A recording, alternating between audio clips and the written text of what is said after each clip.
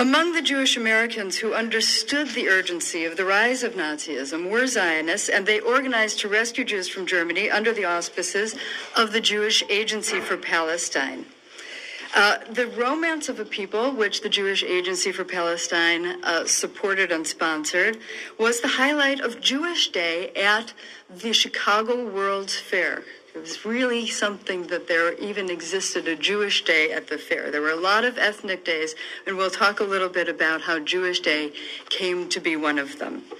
But it was the highlight. It would use a chorus of over 3,500 people, colossal stage properties, as you can imagine, amplified sound, the very latest in lighting effects, music that spanned 4,000 years of Jewish history and experience in diaspora.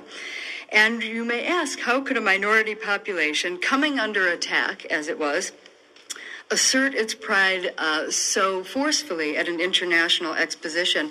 And the answer lies, I think, in the special conditions of the World's Fair that sought to bring the whole world into one concentrated space, but that is also in large part attributable to the men and women who created and pushed the production forward. And so the people behind the pageant, the producers, one really cannot speak of the romance of a people without speaking of one key figure who produced the pageant against resistance and in spite of the gargantuan undertaking it was to create a performance event that would fill Soldier Field. And that was Meyer Weisskall. Weisskall was then the executive director of activities in the Midwest for the Zionist Organization of America, and he was the producer of the pageant. He spearheaded it, and he was perhaps spurred on, he perhaps gained confidence because he had produced a very successful Hanukkah pageant the year before, actually just maybe 5-6 months before. And he felt that performance would be the appropriate representation of the Jewish people at the World's Fair. It was delivered as the Jewish expression of the fair's openly declared overall theme, which was science finds, industry applies, and man conforms. And it profoundly inserted Jewry into the fair's subtextual but omnipresent narrative of the march of human progress. Weisskall's path as a producer was not completely free of obstructions.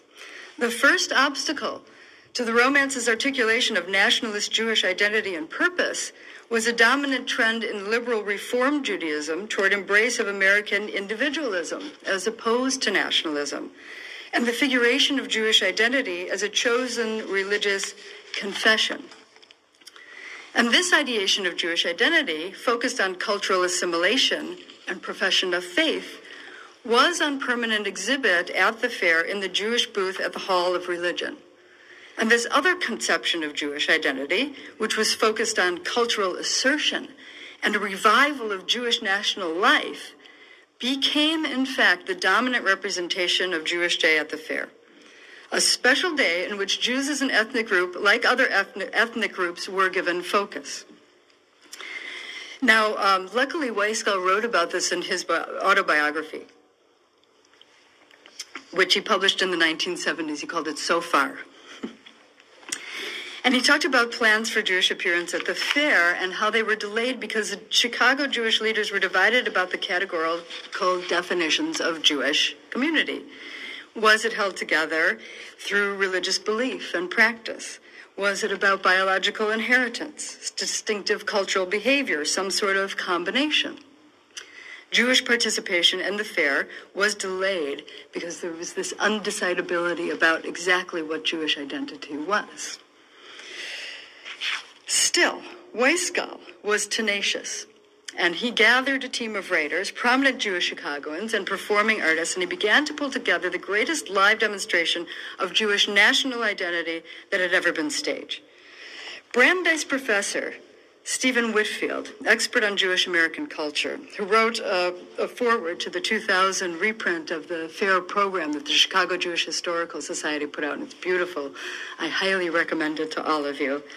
And he said that the script writers for the FAIR were apparently the Zionist publicist Maurice Samuel and Chicago's Rabbi Solomon Goldman, plus Weisgall himself. We don't have a written text of the pageant or proof of this collaboration, but there is a synopsis included in the pageant program that describes each episode. And it would seem that if this threesome of cultural Zionist thinkers did collaborate on the script, that they probably balanced out one another's styles. Maurice Samuel was very good friends with Chaim Weizmann and Weisgall, and a prolific writer of both fiction and nonfiction. You may best know him for writing The World of Sholem Aleichem in the early 1940s.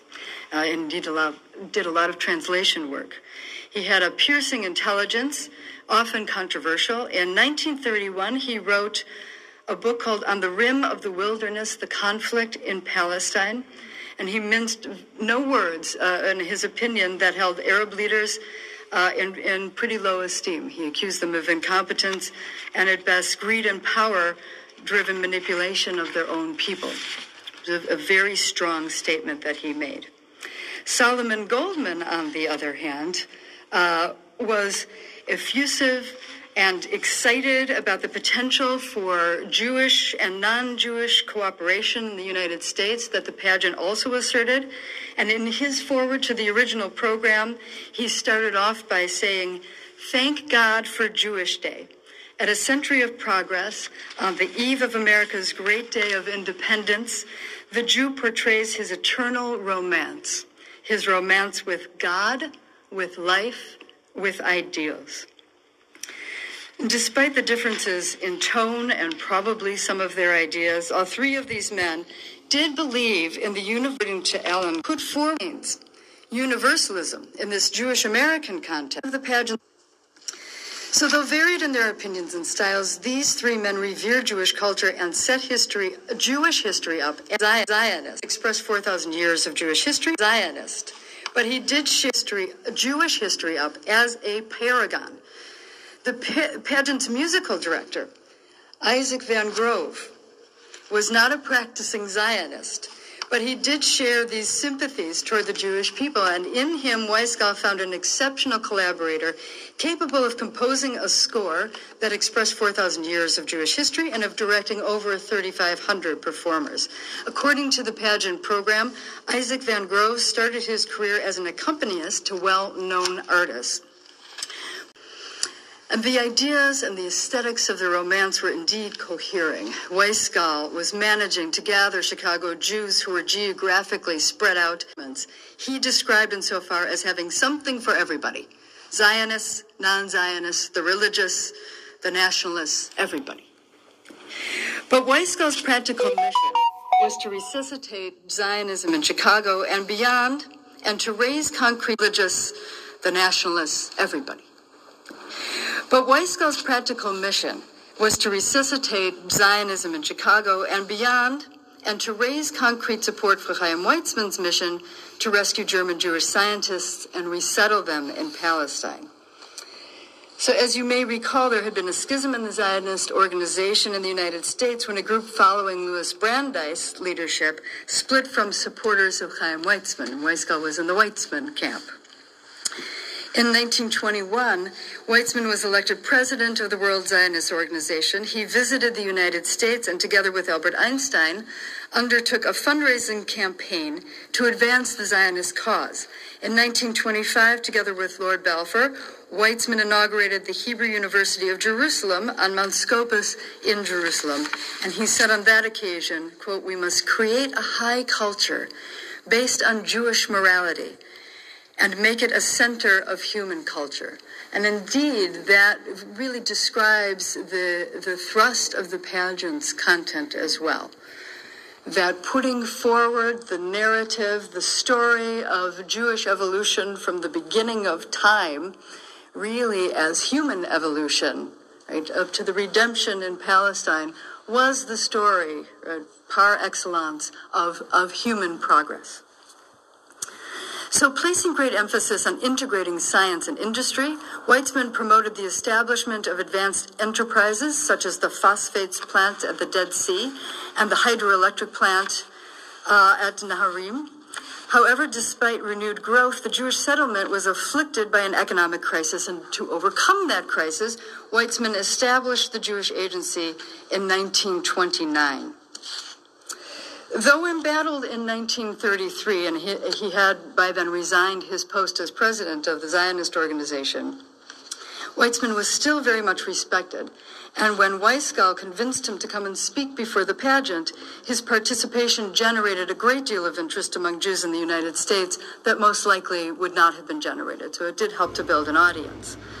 Walter Roth, to whom I am most indebted, relays the story of Weisgall's convincing Weitzman to be a part of the Jewish Day pageant in this way.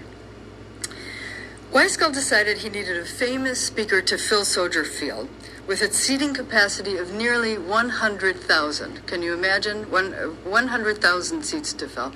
I now live in Baraboo, Wisconsin. We have 12,000 people there. Everybody knows everybody.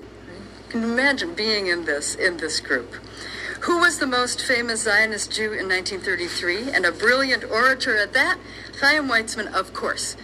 Weizgall telephoned Weizmann, who was living in London, and here's the description of it in Weisgall's autobiography.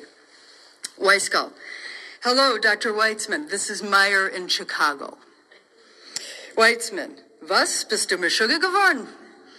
Have you gone out of your mind? Is Chicago on fire again?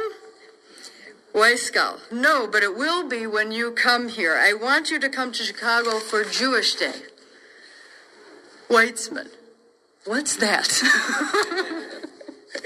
Weisgall says, in parens, I explained as fast as I could. Weizmann: what's in it for the movement? Weisgall, with impressive emphasis and prayer in my heart, if you will come to Chicago for one day and make only one speech, even if for only 5 minutes, I will give you $100,000 for any Zionist fund you designate. Weizmann: put it in writing. So Roth tells us that Weisgall promised in writing, indeed, to raise $100,000 for Weizmann's Central Refugee Fund, which helped German Jews to settle in Palestine.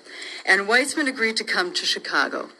Weisgall warned Weizmann that he was limited to only one speech, and if he made 2 speeches, the fee would go down to $50,000.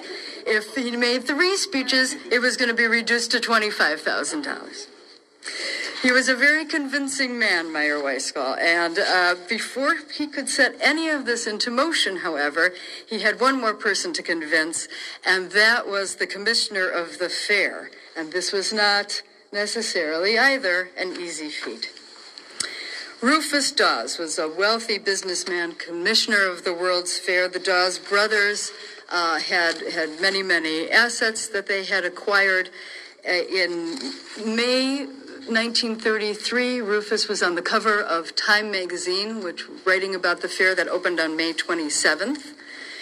And it mentions in the Time magazine article that when Rufus Dawes, as an American Jewish demonstration of collective will and historic destiny, the romance folded lofty American ideas into its premise for creating a new nation. The collaboration between Jewish nationalist aspirations and an American civilizing democratic mission was also symbolized in the very framing and dressing of the performance's playing area. The enormous expanse of Soldier Field's greensward, and the stage was flanked, this is an image of the stage, according to Bennett, by avenues of 32 steel flagstaffs, from which swayed in the moonlight the blue and white banners of Palestine and the red, white, and blue of the United States. The picture, he added, was heroic. By the way, as you walked onto the main pathway of the fair, the Jewish Palestinian flag was not displayed with all of the other flags of nations there. It was, however, displayed in Soldier Field during the pageant on Jewish Day. And the young people who performed earlier in the day at the Hall of Science were carrying both American flags and Jewish Palestinian flags, which is the flag that we recognize today as Israel's flag. The pageant not only depicted history, of course, it also imagined the future, the redemption of the Jewish nation by its own hand through labor in Palestine. And here we see architect Samuel S. Oman's set design for the romance. This is a theatrical expression of the international style, white and geometric, a utopian tabula rasa. The Star of David illuminated atop the structure representing the temple in Jerusalem was a symbol of the eternal hope of the Jewish people, and at the same time, an impressive example of Western Electric's technical achievements. Now, a separate two-level platform, which you see in the first picture here, this was floating in the foreground of the playing space, meant to resemble an altar, and atop the altar, to begin the pageant, an oversized Torah scroll was unrolled when the pageant began, framing the entire pageant as a kind of quasi-religious service that was read from the parchment of this Torah. The idol Moloch, which you see in this other picture, and please excuse the reproduction of this from a Chicago Tribune article, this was one of the highlights of the pageant, and it's featured in one of the wonderful clips that we have here in the museum right behind us on these computers. I encourage you to take a look. You can see this scene in action. A Chicago Tribune writer reported on a dress rehearsal and described, it's kind of a fun story. It says, Judge Harry M. Fisher, General Chairman of Jewish Day activities, was a solitary figure in the vast expanse of seats during the dress rehearsal. He looked on transfixed as under the last of the drivers, 200 slaves was dragging the huge idol Moloch to the stage, on which human sacrifices were to follow bacchanalian orgies. The judge looked at the hideous figure of Moloch and some of the feeling of revulsion against idols, which has been built up during the 4,000 years of the history of his race, must have swept over him as he pointed his finger and exclaimed, "That damned thing cost us $8,000. The idol measures 27 feet high. The question of why the World's Fair Pavilion is a state secret remains. What don't they want us to know?